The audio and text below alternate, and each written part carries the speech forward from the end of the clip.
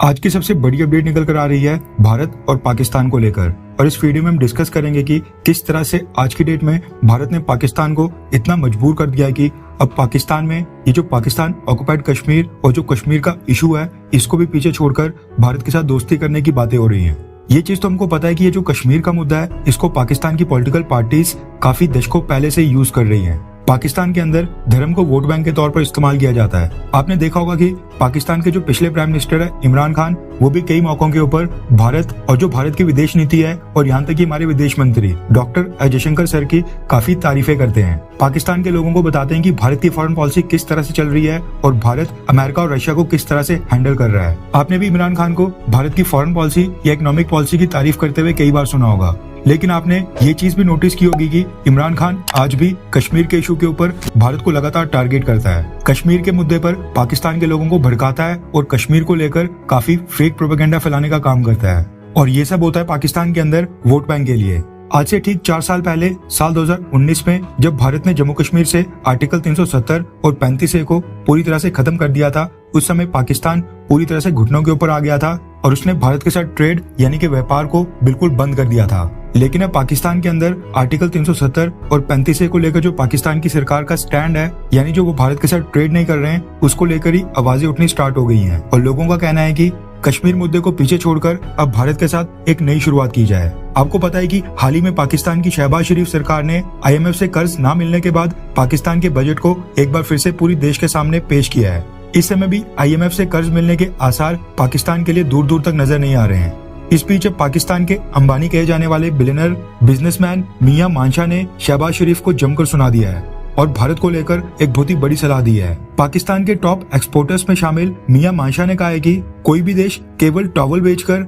या कपड़े बेचकर अपने फॉरेन रिजर्व्स को नहीं बढ़ा सकता है। उन्होंने कहा कि फॉरेन रिजर्व्स को बढ़ाने के लिए फॉरेन इन्वेस्टमेंट को बढ़ाना होगा, जैसे भारत साल 1991 के बाद से ही लगातार कर रहा है। उन्होंने भारत की तारीफ करते हुए कहा कि पाकिस्तान के बिल्कुल उल्टा हिंदुस्तान केवल एक बार IMF से कर्ज मांगने गया था और फिर उसके बाद से भारत को इसकी जरूरत कभी नहीं पड़ी। यानी पाकिस्तान ही है जो IMF से बार बार भीख मांगता है। मियां मानशाह ने कहा कि पाकिस्तान की शहबाज शरीफ की सरकार को चीन से सीख लेनी चाहिए और भारत से दोस्ती करनी चाहिए। उन्होंने कहा कि बॉर्डर डिस्प्यूट्स, सीमा विवाद के बाद भी अगर चीन आज की डेट में भारत के साथ बिजनेस कर सकता है तो पाकिस्तान क्यों नहीं कर सकता है। उन्होंने कहा कि पाकिस्तान को भारत के साथ व्यापार को बढ़ाना चाहिए और अगर पाकिस्तान भारत के साथ व्यापार को यानी ट्रेड को फिर से शुरू करता है तो इसमें पाकिस्तान के अंदर बिजनेस की अपार संभावनाएं खुलेंगी। इसके साथ ही मियां मानशाह ने यह भी कहा कि केवल सीमेंट बेचकर, यानी अगर पाकिस्तान भारत को सीमेंट बेचता है तो वो भारत से काफी कमाई कर सकते हैं, कई मिलियन डॉलर्स कमा सकते हैं। अब यहाँ पर पाकिस्तान के सबसे बड़े बिजनेसमैन, सबसे बड़े एक्सपोर्टर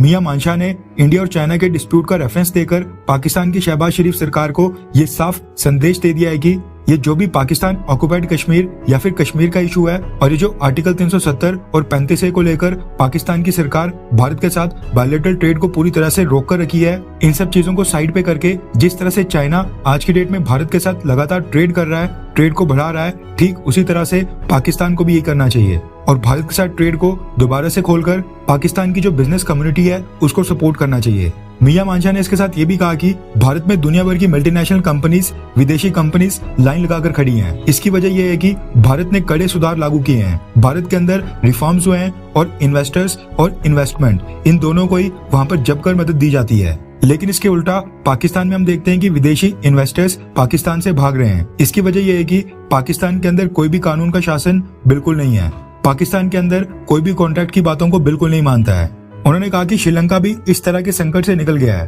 क्योंकि श्रीलंका के अंदर भी वहाँ पर कानून और कॉन्ट्रैक्ट्स का सम्मान होता है। अब चलो, ये तो पाकिस्तान के जो बिजनेसमैन है और वहाँ के इंपोर्टर्स और एक्सपोर्टर्स इस बात की मांग कर रहे हैं कि ये भारत के साथ ट्रेड को दोबारा से शुरू कर दिया जाए। अब इसके ऊपर फैसला पाकिस्तान की शहबाज शरीफ की सरकार और भारत सरकार को लेना है। लेकिन आपको क्या लगता है कि क्या भारत को पाकिस्तान के साथ ट्रेड को दोबारा से स्टार्ट करना चाहिए? क्योंकि अगर हम आज की डेट में देखें तो पाकिस्तान आज भी भारत के अंदर, खासकर जम्मू कश्मीर के अंदर, वहाँ पर टेररिज्म को फाइनेंस कर रहा है। आप आए दिन खबरें सुनते होंगे कि पंजाब बॉर्डर्स के पास पाकिस्तान से आए ड्रोन्स लगातार पकड़े जा रहे हैं और मार गिराए जा रहे हैं, जिनके ऊपर ड्रग्स और एमुनेशंस भारी संख्या में भारत के अंदर स्मगल करने की कोशिश की जाती है। इसके अलावा आपने ये भी सुना होगा कि हाल ही में पुंछ और रजौरी सेक्टर में, जो कि जम्मू कश्मीर में पड़ता है, वहाँ पर हमारे कई सारे जवान शहीद हुए थे और वो भी पाकिस्तान से आए आतंकियों का निशाना बने थे। ऐसे में आपको क्या लगता है कि अगर पाकिस्तान की शहबाज शरीफ सरकार भारत के साथ ट्रेड को ग्रीन सिग्नल भी दे देती है तो क्या भारत की सरकार को पाकिस्तान के साथ ट्रेड को